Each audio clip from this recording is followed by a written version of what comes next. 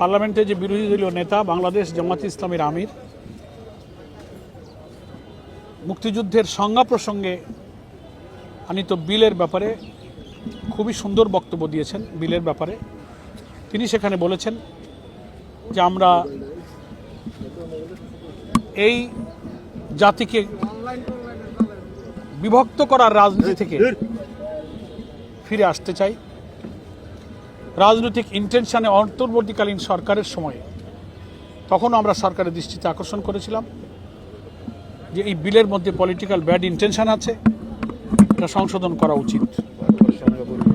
বারবার সংজ্ঞা পরিবর্তন করা হয়েছে, অতীতের কোনো সরকারের সময় এটা ছিল না।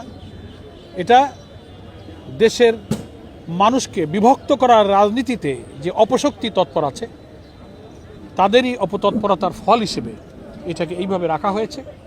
আমরা এ ব্যাপারে অত্যন্ত গঠনমূলক দায়িত্বশীল ভূমিকা রেখে জাতীয় সংসদে আমাদের বিরোধী দলের নেতা বক্তব্য রেখেছেন। আমরা মনে করি জাতীয় সংসদে যারা ট্রেজারি বেঞ্চে আছেন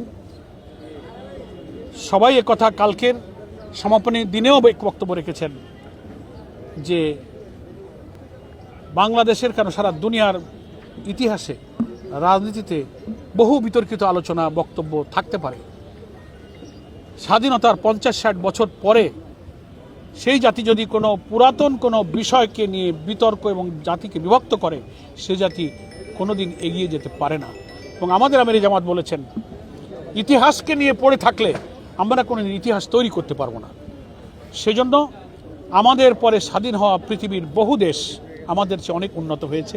মালয়েশিয়া, সিঙ্গাপুরের মতো দেশ তারা আমাদের পরে স্বাধীন হয়েছে, কিন্তু আমরা শুধু এই দেশে জন্ম নেওয়া লোক যাদের স্বাধীনতার পরে জন্ম, আজকে পার্লামেন্টে যারা এমপি হয়েছেন আমাদের তার অধিকাংশই বয়সে তরুণ, এই জন্মভূমিতে স্বাধীনতার পরে জন্ম। আপনি তাকে স্বাধীনতা বিরোধী বলবেন, আলবদর বলবেন, রাজাকার বলবেন, জনগণ তো হাসে।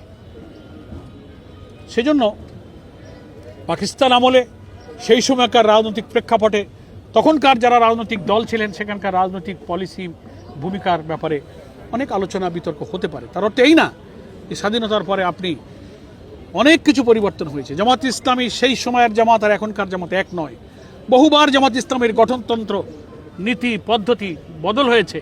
আমাদের জামাতের গঠনতন্ত্র পড়ে দেখবেন, ভূমিকাতেই রোকন হওয়ার শর্তের মধ্যে আমরা বলেছি মহান মুক্তিযুদ্ধের বীর মুক্তিযোদ্ধাদের এই লড়াই সংগ্রামকে আমরা শ্রদ্ধার সাথে ধারণ করেছি, স্মরণ করেছি। জামাত ইসলামের সদস্য পদ লাভ করতে গেলে এদেশের স্বাধীনতার সার্বভৌমত্ব রক্ষায় আত্মত্যাগের স্বীকৃতি না দিলে তিনি এদের সদস্য হতে পারেন না।